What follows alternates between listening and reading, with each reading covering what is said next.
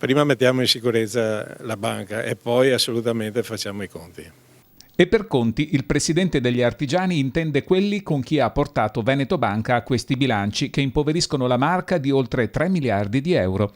L'azione di responsabilità che ormai tutti chiedono e che il CDA attuale ha già messo in conto sempre che sabato si arrivi al passaggio in SPA, che per Confartigianato è fondamentale. Questo passaggio sia un passaggio fondamentale, perché se la banca viene commissariata ne perderemo tutti.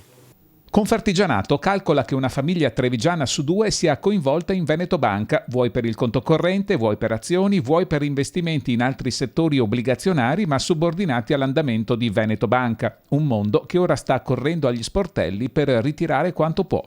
Gli consigliamo di non farsi prendere da esasperazioni. Sopra i 100.000 penso che ormai pochi correntisti tengono, a prescindere da qualsiasi banca. Il tema può essere più delicato nelle obbligazioni.